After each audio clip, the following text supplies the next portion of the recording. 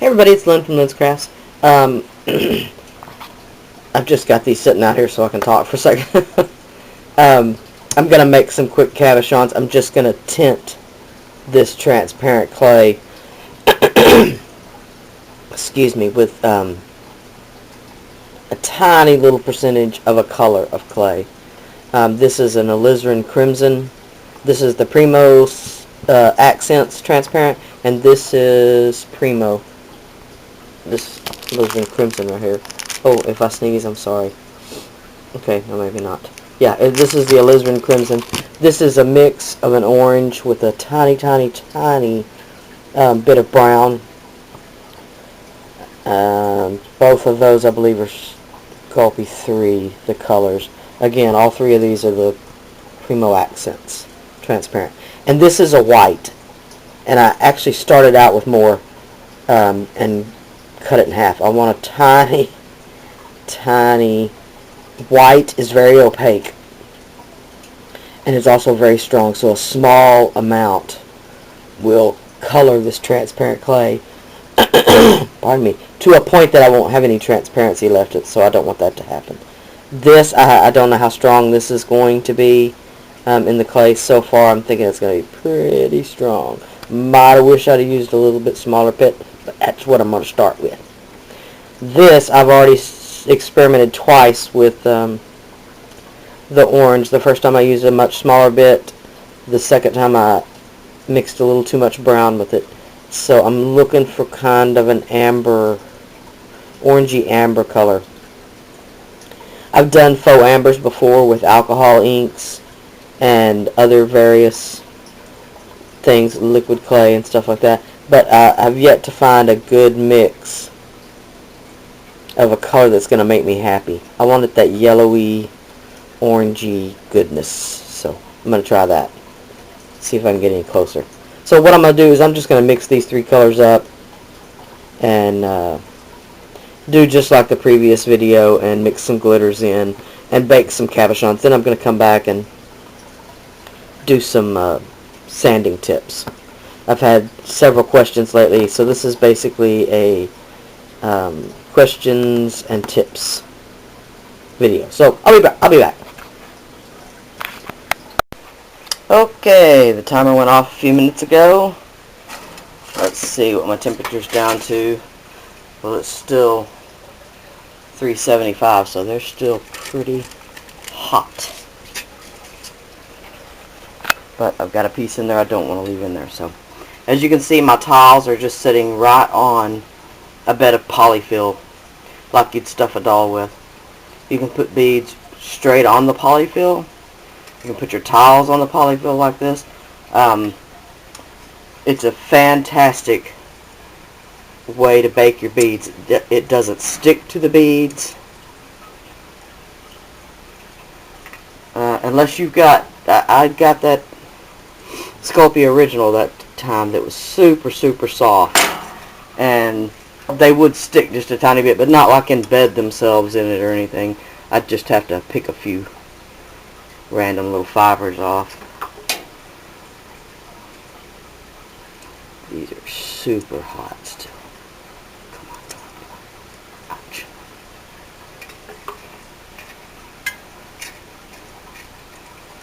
Come on, pop on off there.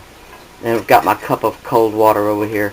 In the summertime, when I put the beads in the oven, because I bake for 30 minutes normally, so in the summertime when I put the beads in the oven, I'll go take my glass of water and stick it in the freezer, so that by the time the timer goes off, the water is super, super cold.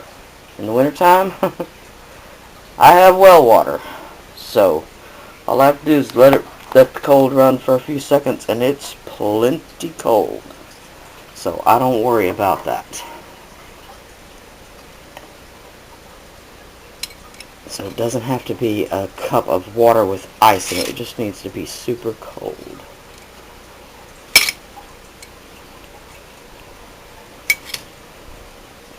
Alright, sorry about that.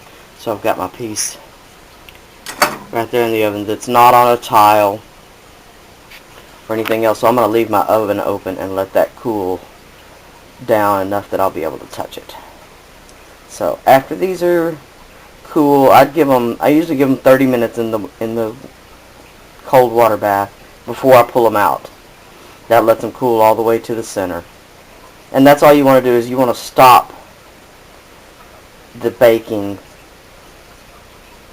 through the whole piece. In other words, if you just let them cool down naturally, the surface will cool way faster than the center will. And supposedly on the transparent ones, it helps to stop that heating immediately, from what I understand. I haven't necessarily done a side-by-side comparison, but I do think it makes them more transparent.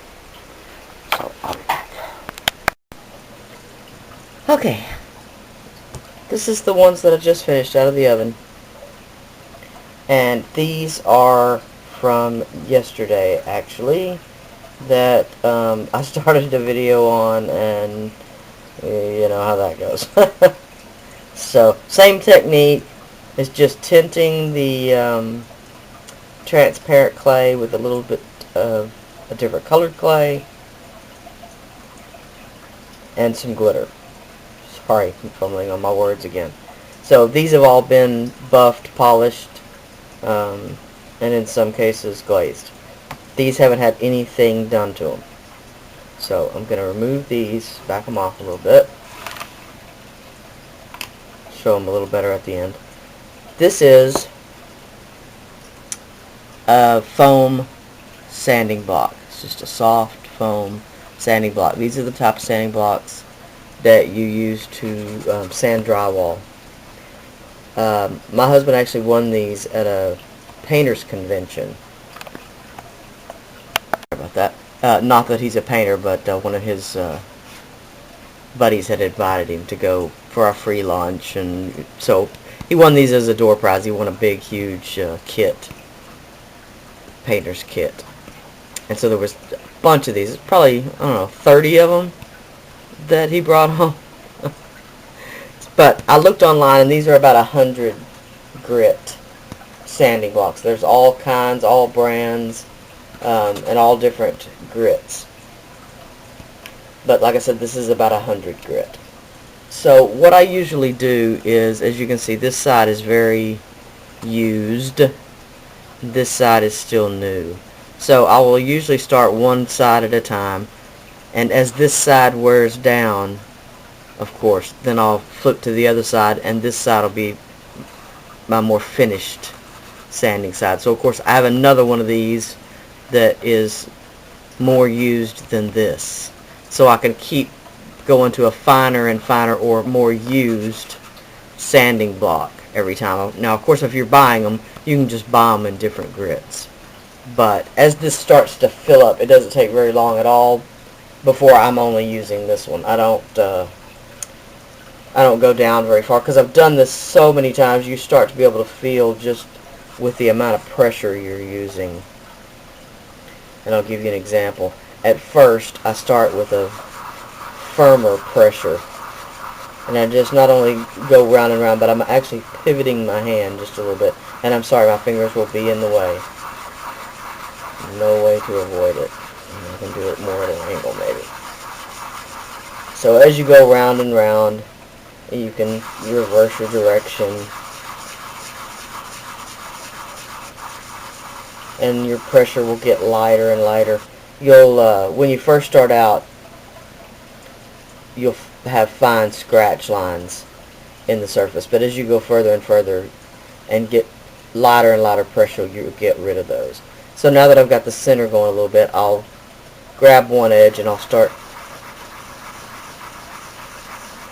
doing the edge here. And I don't mean the edge, I just mean the edge of the dome. I don't normally sand the edges of the stone, because this part will be hidden behind your bezel when you mount the stone in a piece of jewelry. So again, one direction, the other direction, I go back and forth until I've sanded a first coat, let's say, of the whole piece. Alright. And then I've said this before in other videos, your best test of whether you've sanded that enough is going to be your thumb. Your thumb, for some reason, seems to be a little more sensitive um, to irregularities in the surface. Now, I could feel them with my finger, but my thumb can really just feel if there's even just a little sharp angle. And I don't mean sharp, but just a difference in angle. My thumb can feel that. As long as your thumb is dry and the stone is dry, your thumb is a pretty darn good judge. Or at least mine is.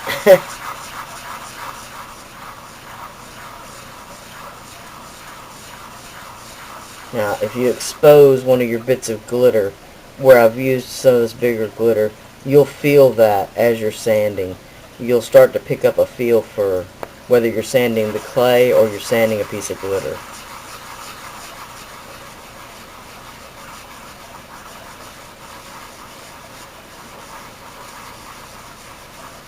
And I really didn't think there was any better way to just show you than basically real time. And this is about all the time I will spend on sanding any individual piece. I've had people ask whether I wet sand or dry sand. I do dry sand. A lot of people wet sand. They'll have a little tub with a couple of inches of water in it, and usually with a piece of wet, dry sandpaper, we'll wet sand under the water. It keeps your dust down. But these little foam sanding blocks pretty much hold all of that sanding dust because it's foam. If it was flat, of course, and I kept sanding, that dust would have nowhere to go but off the piece of sandpaper. And eventually it'll do the same thing to the block. But as long as I clean the sanding block between each piece that I sand, I don't have a lot of dust flying around. And I do try to sand at arm's length away from myself. So I've not got my face like right up there close into it. So as soon as I feel like I've sanded enough, and I'll go around one more time with a really, really light touch. And I apologize, I've got a little dye under my fingernail right there I can't get out. I did a little bit of dye on a project this morning, and my fingernail is split right there, so that dye has gone up underneath the split. So after I've sanded, sorry about that, I've got this is a coarse linen napkin, and you're probably not going to be able to find one from Delta Airlines, but this came from a yard sale, and it's just a coarse linen napkin that's got a real tight weave. You don't want a terry cloth towel or something like that. If you use a muslin, don't use the coarsest muslin, because muslin's a little more open weave, and the only thing it'll do is give you swirl marks, which you don't want. So this I'm just going to buff. Again, circular motion, and I'll buff it. And of course, if you have buffing wheels for your Dremel tool or something like that, which I don't, I've actually considered ordering some and trying them, but I don't know why. I'm all about fewer products. The fewer things I have to dig out to work, the happier I am. Give me 3 tools and a block of clay and I'm good to go. So there it is, just sanded and buffed. No glaze, no nothing. And as you can see, this piece doesn't have a lot of glitter in it. I could keep sanding deeper into the stone and probably pull out some more of the glitters that I can start to see under the surface. So I'm not going to do anything to this one just yet, because I may do that. But the reason I went ahead and did several of these, and I'm not going to sand and buff them all, but as you can see, this piece right here, when I made the cabochon, I intentionally left all of this glitter exposed on the surface so that I can show you some of the pitfalls that you may run across using glitter in your stones. See if I can, I'll have to look in the camera, but can I turn that right here by my finger where you can see a piece of glitter? I can't tell. but there's several pieces of glitter that stand out away from the face of the stone. So what I'm going to do is I'm going to try first to pull that piece of glitter off of the clay, and it may or may not come right off there. If it's embedded too deep, you may not want to pull it out. I'm going to take my sanding block real quick, and I've probably shown this before, but this is what my husband calls the nastiest towel in the world, and it may be, but it's just where I wipe my brush off, and I use it to, you know, wipe off dye and stuff like that. But what I'll do is where it's hardest and crustiest, where it's got all that paint, I'll use that rough spot to clean off my sanding block. You can take it outside and, like an old eraser, pound it on the concrete or something like that to get your dust off. So starting with a cleaner sanding block, as I start to sand, this will get smoother and smoother, but I'm hoping you're going to be able to hear the difference. So I'm going to be quiet a second and see if y'all can hear the difference sanding this glitter as opposed to sanding the other piece.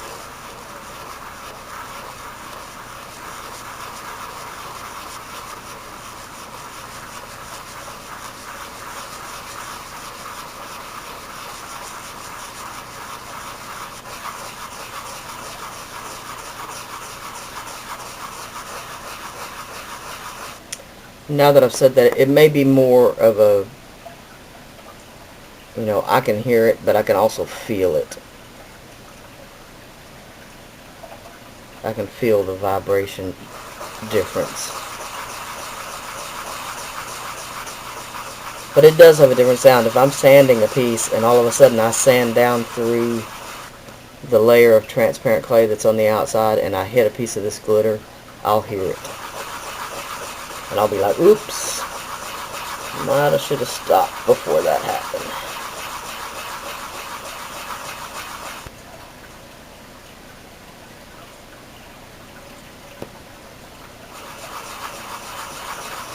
Exposed glitter, of course, makes for much more sparkle, but it can make for an uneven, not smooth surface when you're trying to glaze.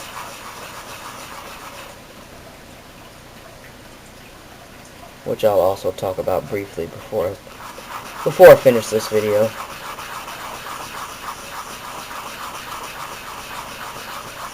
I don't want this to wind up being an hour-long video, but I want to get some good information across, because I do get quite a few questions on this.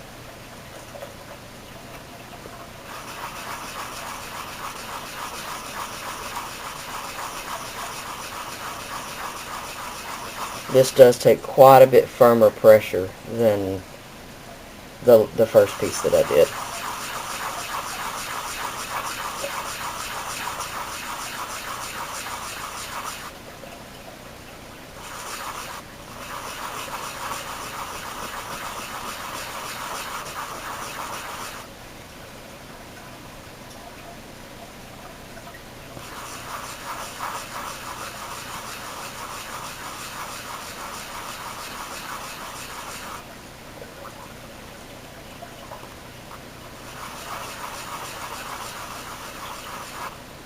And again, as you start to get where you feel like you're getting close to being done, a lighter and lighter pressure to get any of the scratches or swirl marks that you may have sanded in there to get them out.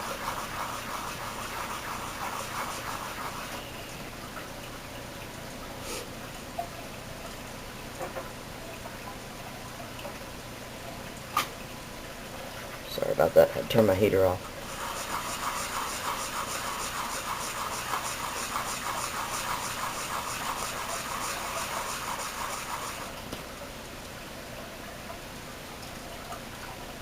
Okay, I'm starting to get there. It's really just a few edges there.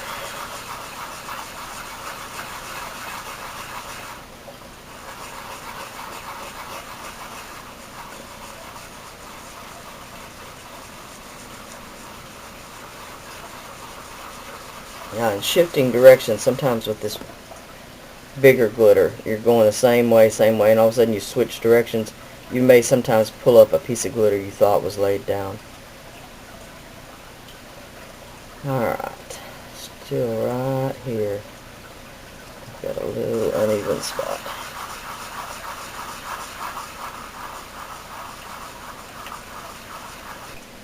Okay, so on a piece like this though, that's got glitter as close to the surface as it does, you'll have to be a bit more forgiving of how smooth you're going to get the surface, because it's never going to feel as smooth as a piece like this. First of all, I didn't use any of this snowflake glitter in this piece, so there's not any real large pieces of glitter to stick up and for you to feel. Whereas these pieces, even when it's not sticking up, you're still going to feel where that glitter is underneath there. So you have to be just a bit more forgiving. You just want a good dome, a good smooth finish, no lumps and bumps. And then your glaze will rest nicely on there and hopefully fill in any microscopic flaws you've got in there. So, speaking of glazing, I'm going to apologize because I don't have a can of my gloss glaze. I'm out. I'm not out. My can is empty.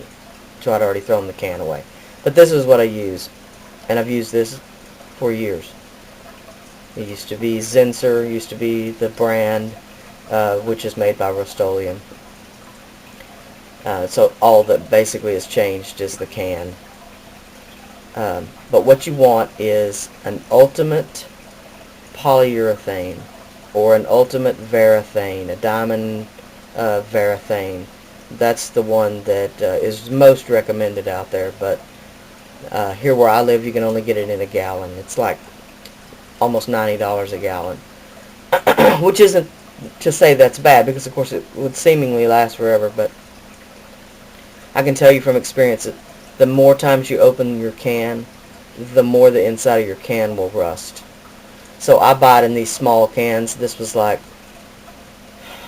it used to be $6.99. I think it's up to maybe $8.99 now. And like I said, I've been doing this for about 8 years. About 6 with the jewelry. I started out doing mermaids and fairies, and I keep saying maybe I'll get brave enough to show those one of these days. I'm not sure I will. I enjoyed doing them, all the little fiddly work and stuff like that. I'm just not great at caricature faces. They all tend to look like, I don't want to say they all tend to look like Barbie, because no, they don't turn out that pretty, but I'm just not a caricaturist where I could make them look pretty. So, but what you want is, you want soap and water cleanup. You want a water-based product. Polymer clays have bad reactions to solvent-based products. That's why you'll read over and over again, a Sharpie marker is not compatible with polymer clay. It's been my experience that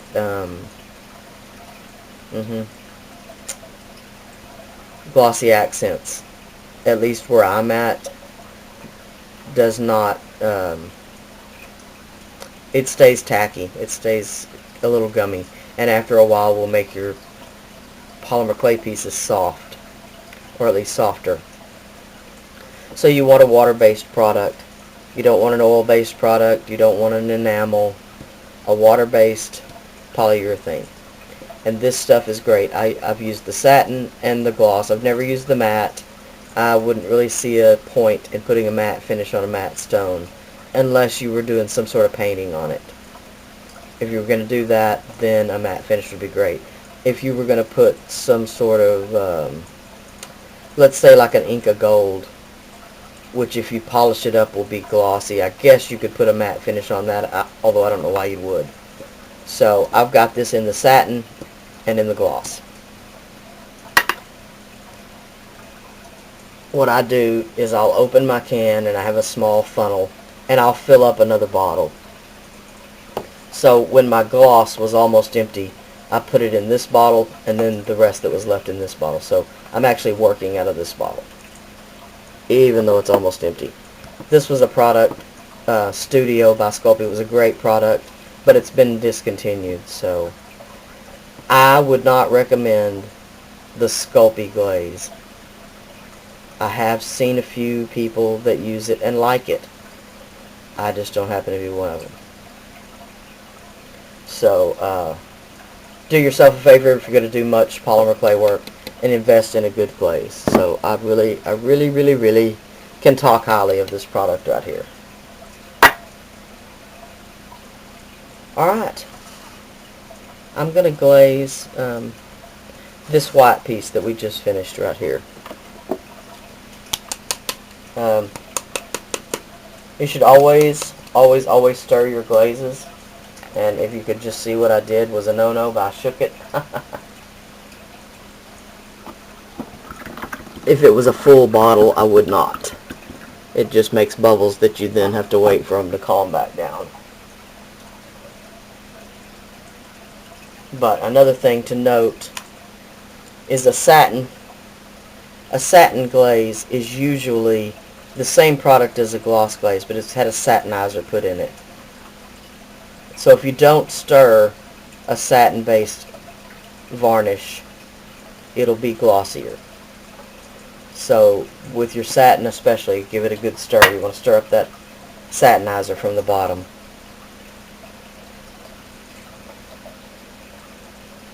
A good soft,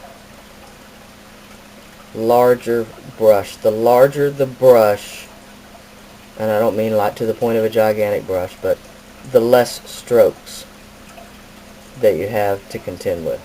So a good, I don't want to say heavy coat because you don't want it running off the edge heavy, but a good coat where each stroke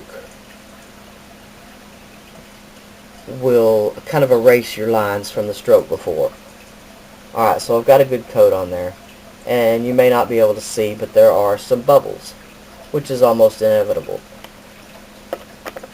Great tip though, oh, I don't want to set that down. Sorry, let me deal with my brush. Alright. Is if you've got bubbles, don't try to get a pen out, don't try to re-stroke over it too many times, because all you'll do is create drag marks. Blow. A good firm blow will usually pop those bubbles, or at least disturb them where they'll rise to the surface and pop themselves.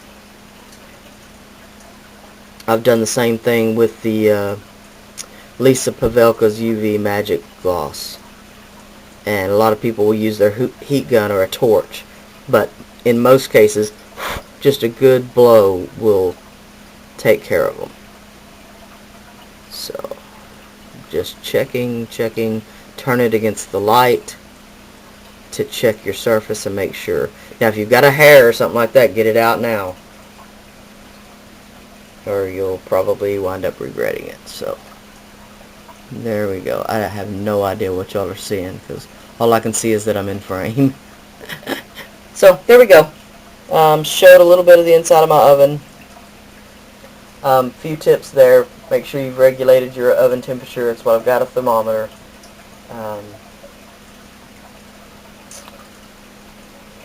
About the cup of cold water to plunge them in.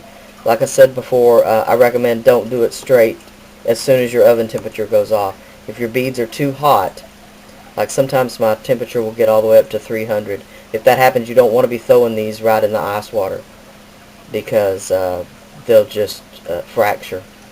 So I let it cool down usually to about 220, 200. Still too hot to touch, but low enough that I know they're not going to shatter when I plunge them into the ice water.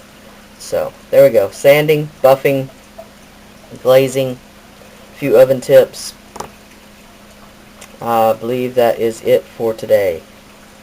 So I'll show some stills at the end of some of these other pieces. This is with the orange from the beginning, a little dot of orange. This is from the alizarin crimson, and oh, do I love those. So pretty. You can see the large pieces of that snowflake glitter under the surface. Those are going to come out really nice when they're done. So I'll probably I'll probably do an update video just showing some of these beads coming up, because I probably won't put stills of these at the end, but I'll put the stills of the other ones that I did yesterday up on the end of the video. This is a piece where when I roll the clay, when I roll my clay roll that I'm going to work with, this is a piece where instead of where I showed pinching the ends so that you don't have that cut edge showing, this is one where I intentionally flattened from the cut end. I wanted that glitter spiral to show. So I worked from the cut end and then mashed my cabochon out that way. So I don't do that often, but just as to show you what the difference would be. So this one is one where I took the other half of this roll and I sliced it in half long ways, and then I put those two pieces back to back. So then instead of the transparent layer of clay that's on the outside protecting all the glitters and stuff inside, I exposed all those glitters and stuff inside. And again, I did that so that I could show you how difficult it can be to sand through some of these glitters. I have a technique coming up that I'm wanting to share with you that will require quite a bit of sanding. I won't be using this big snowflake I won't be using this big snowflake glitter in them. It'll just be the microfine glitter, but it still will be quite a bit of sanding. So, alright. I've got a little spot right there where I've got a tiny bit of disturbance and I don't know what happened there. It's almost like my glaze has lifted up, which I guess is possible, a corner of a piece of glitter right there. So hopefully when I put a second coat on there, that'll take care of it. I don't always second coat a bead, but there are times when you can look at them and decide that would benefit from a second coat of glaze. Let me show you a few of these from yesterday. Okay, no, I won't. I'll show these in the next video because I'm about annoyed and a half with my camera today. So I'm going to finish this video up, so holler at y'all later. Any questions, leave them below. Bye now.